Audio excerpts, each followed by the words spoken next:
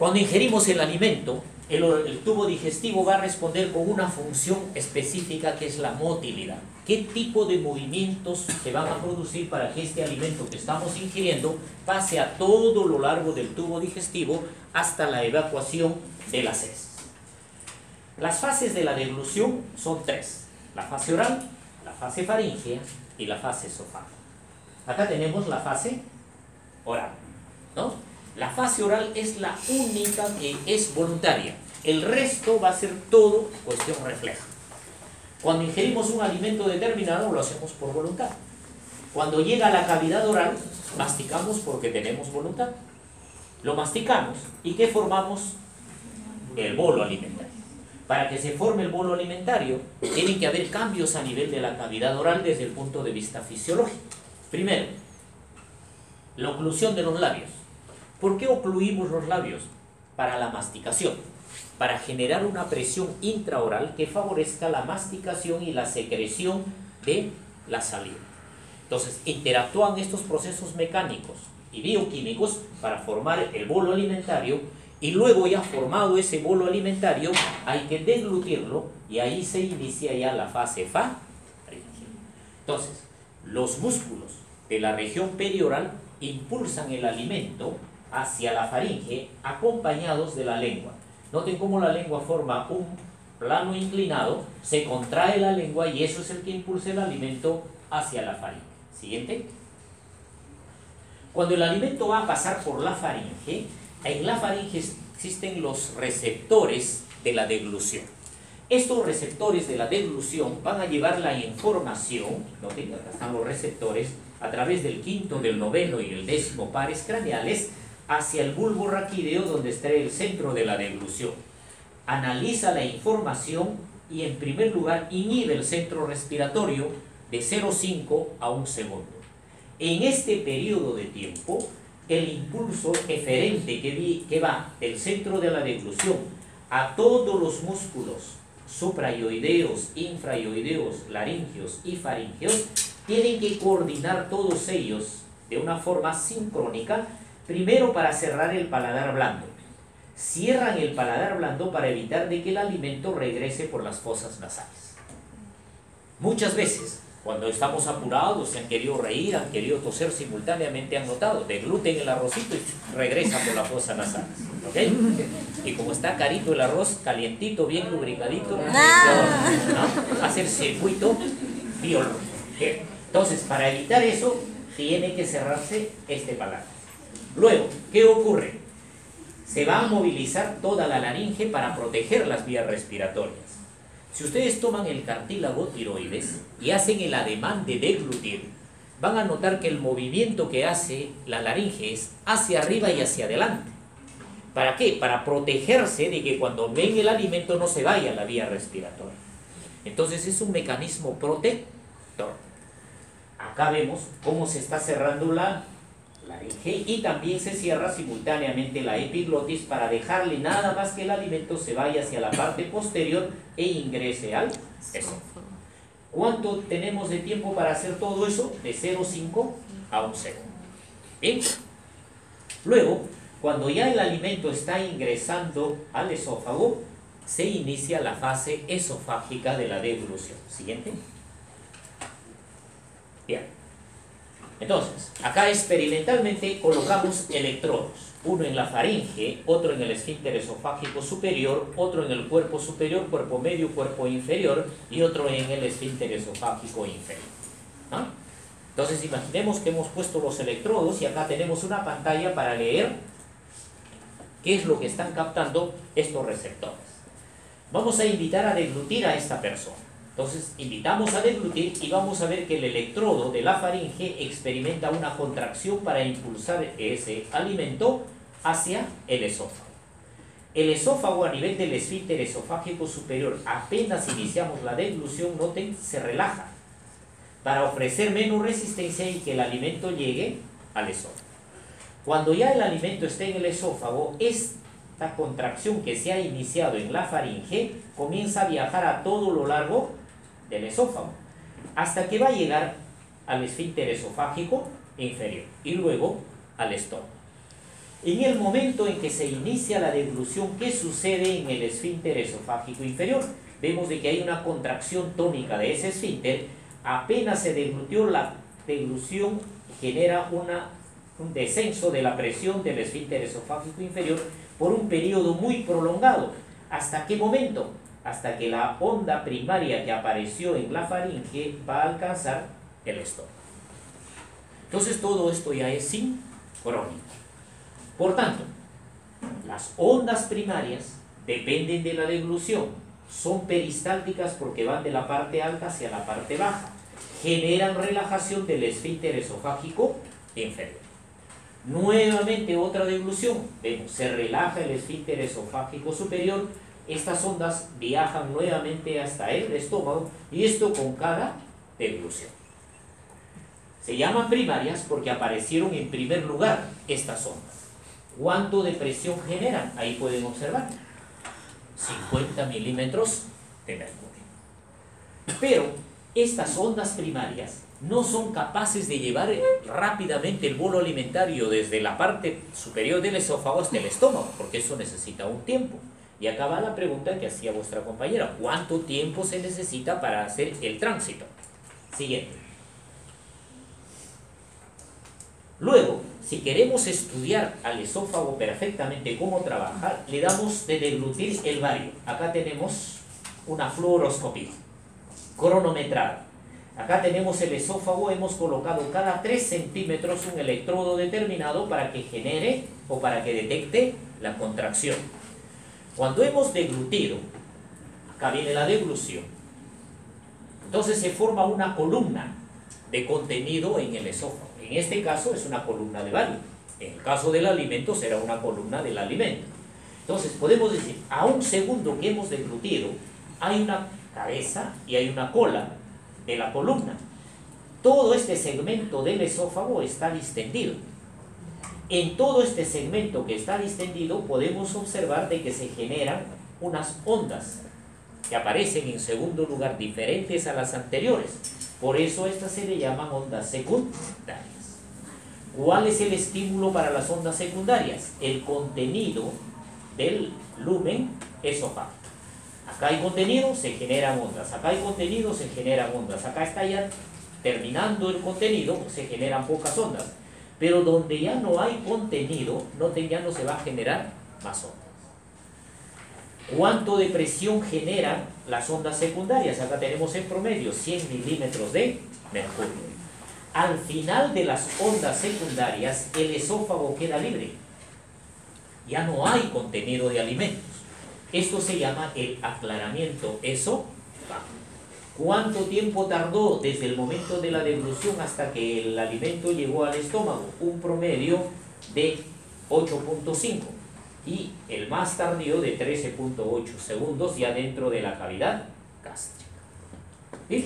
Entonces, de esta manera, sabemos de que el alimento para que pueda llegar desde la faringe hasta el estómago genera ondas primarias, genera ondas secundarias y un promedio de 8.5 segundos hasta que pasa el esfínter esofágico inferior. Siguiente. Pero eso es cuando uno come pues decentemente, está en un restaurante, ¿no? Mastica, deglute, ¿no? Pero cuando uno está apurado, como en la universidad, uno está con una sed muy intensa. ¿Qué hacemos cuando estamos con una sed intensa? Hasta que se termine la botella. ¿Ok? En esos momentos, ¿qué ocurre? Para que pueda pasar el alimento, también deglutimos. Entonces deglutimos a una velocidad alta. Pero ¿qué ocurre en el esófago? Cuando deglutimos a una velocidad alta, noten acá, estamos deglutiendo una deglución muy rápida. Noten lo que ocurre en el esófago. ¿Hay contracciones? ¿Evidencian contracciones o no? No hay contracciones. Miren.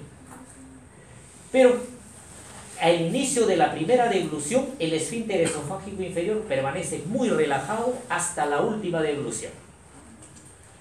El esfínter esofágico superior se relaja coordinadamente con cada deglución, pero no se transmite, no se forma, no se genera ni ondas primarias ni ondas secundarias.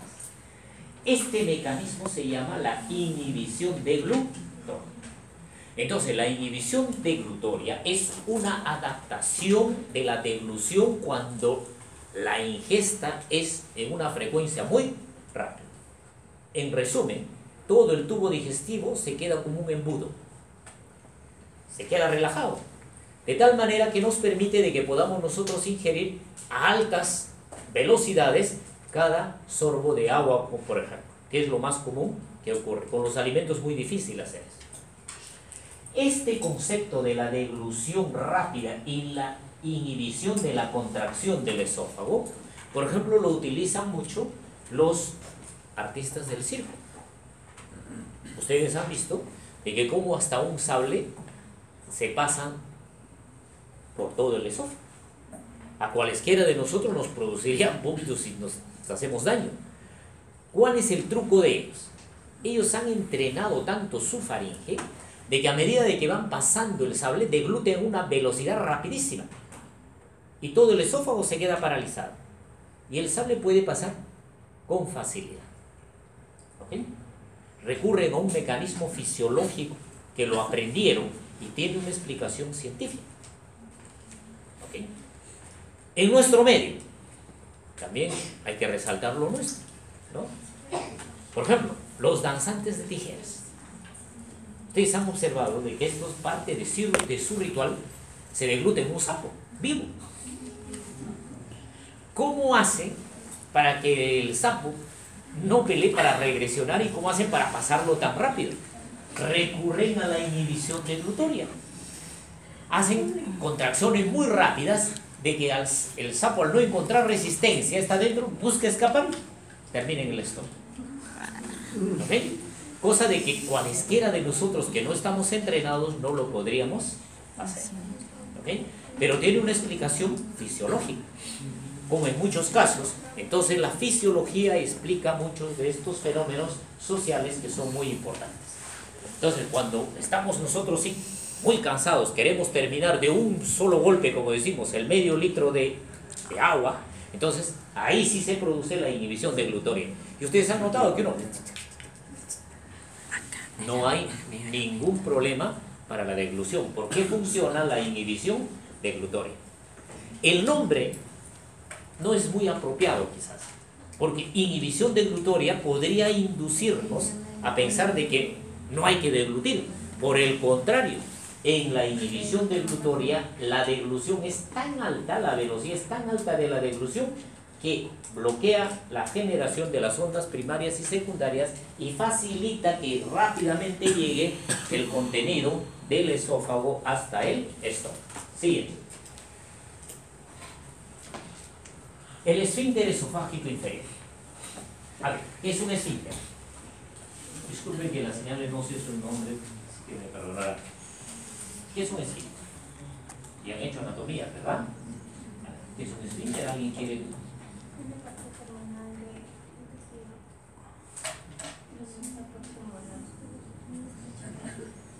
Un estrechamiento. Bueno, es una disminución del lumen. Pero ¿por qué se generan, por qué aparecen en determinados lugares los esfínteres en el tubo digestivo? Para poder retener el paso. O sea, para poder retener el paso de En este caso son como compuertas, como para poder generar un irregular tránsito. Pero un esfínter puede ser de dos tipos. Anatómicos, porque la capa circular se engruesa, o pueden ser fisiológicos cuando la presión en esa zona es más intensa que las zonas vecinas.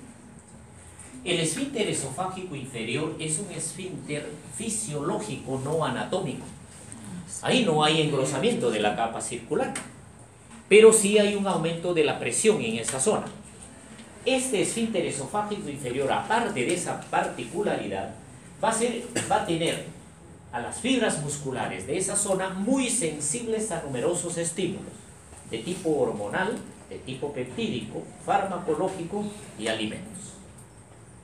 Desde el punto de vista fisiológico, revisemos. Si una persona consume, por ejemplo, la cantidad de proteínas normales, esta ingesta de proteínas aumenta la presión del esfínter esofágico inferior y evita el reflujo gastroesofágico.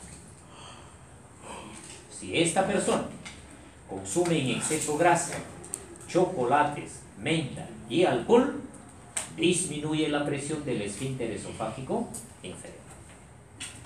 Y todos estos componentes se van a comportar igual con los esfínteres esofágicos y con todos los esfínteres, ¿no?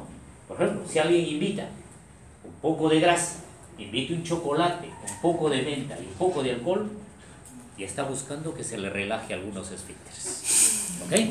¿Por qué? Porque esa es la respuesta que tienen estos estímulos en los esfínteres del tubo digestivo. Entonces es para la inducción del reflujo. Por ello, si a usted le invitan 2 chocolates, le invitan un poco de menta y un poco de sorbo de alcohol, su esfínter se va a relajar necesariamente, y eso favorece el reflujo. Quienes consumen alcohol, ¿qué hacen? Ingieren el alcohol que relaja. Para que no haga efecto el alcohol, come grasa, porque retarda el vaciamiento gástrico, disminuye la absorción de alcohol, ¿cierto? Pero la grasa va a favorecer el reflujo. Para que no te sientan el tufo, todo lo que se aprende en la universidad, ¿no? Menta. La menta relaja más el esfínter, mayor cantidad de reflujo. ¿Ok? Entonces, es un esfínter fisiológico muy sensible a estímulos fisiológicos, a farmacológicos y hormonas. Las hormonas, por ejemplo, estrógeno y progesterona, disminuyen la presión del esfínter esofágico. Es por ello de que las personas de que, por ejemplo, tienen mayor producción de estrógenos y progesterona por quiste en los ovarios, por problemas de que comienzan a tomar los anticonceptivos, ¿qué sucede? Se relaja el esfínter, eso da más náuseas, hay más reflujo. Cuando hay gestación, hay aumento de estrógenos, hay aumento de progesterona, disminuyen la presión. En la gestante es más común el reflujo, es más común las náuseas y los vómitos. Por tanto, también podemos ver el consumo de fármacos, ¿no? Por ejemplo, es muy común quienes van a ser geriatras. El geriatra pues se encuentra con un paciente muy especial, y ya todo nuestro sistema, nuestros órganos comienzan a deteriorarse y a tener disfunciones. Entonces ustedes verán que nuestros pobres abuelitos, ¿no? O nuestros padres tienen pues les damos una lista extensa que solo viven para tomar medicamentos, ¿no? Están controlando el reloj, a esta hora me toca este medicamento, a esta hora me toca el otro, a esta hora me toca el otro, ¿ok? Entonces hacemos mucha polifarmacia. Y note, a una persona de edad que le den diazepam nomás para aliviar su sueño, tiene problema de tosecita, no vamos a darle su teofilina para el tiene un poco de reflujo, vamos a darle medicamentos de tipo dopaminérgico. Sufre de la presión arterial, su antagonista de calcio, ¿no? Entonces, no, estamos favoreciendo ya con todo esto disminuir el reflujo, y de que el abuelito tenga en la noche a veces tener un reflujo intenso y se asfixie. Y muchos de los pacientes ancianos que han muerto súbitamente, muchos le atribuían a un problema cardíaco. Bueno, el abuelito pobrecito le dio un infarto en la noche. Pero muchas veces no es así. El exceso de medicación produjo un reflujo y el paciente se atragantó durante la noche. ¿Ok? Entonces, muchas de estas muertes se producen por problemas del reflujo, porque se disminuye la presión del esfínter esofágico inferior. Y acá algo más que tienen que recordar. Ustedes cuando van a los hospitales han visto que muchos pacientes están con sonda nasogástrica. ¿Okay? La sonda nasogástrica es otro factor mecánico que favorece el reflujo. Hoy en día ya existe la norma de que la sonda nasogástrica no debe pasar más de 48-72 horas, porque favorece mucho el reflujo. O en caso contrario, colocar otras sondas nasoyeyunales para disminuir el reflujo, porque puede producir atragantamiento. ¿Sí? Entonces son cosas muy importantes a recordar ya desde ahora en la fisiología. Siguiente. El embarazo es fisiológico. ¿Ok? Entonces, al ser fisiológico, ¿cómo se comporta el esfínter esofágico inferior en el embarazo? Acá tenemos la medición de la presión normal. Este es el campo normal, de 10 a 30 milímetros de mercurio. Al inicio del embarazo, noten que ya es subóptimo. Pasando el embarazo, llega al tercer trimestre, llega a su nivel más profundo de depresión en la disminución de la presión. Se produce el parto y noten cómo se recupera inmediatamente la presión del esfínter esofágico inferior. ¿Cuál es la explicación de este descenso? Es la cantidad de hormonas. Entonces, fisiológicamente las hormonas durante el embarazo van a generar un reflujo de tipo fisiológico que en la mayoría de personas de gestantes no produce molestias. Cuando esto se exacerba, entra al terreno patológico y puede ser náuseas y vómitos del embarazo o puede ser una hiperemesis del embarazo cuando ya esto es descontrolado. ¿Bien? Entonces, este es un hecho fisiológico muy importante, cómo se adapta el esfínter. Siguiente. Bien, acá ya llegamos al stop. Estamos en el tiempo que hemos prometido. La siguiente clase vamos a hacer todo lo que sea vaciamiento gástrico, vaciamiento intestinal hasta el colon. Bien, ¿alguna pregunta hasta acá, muchachos?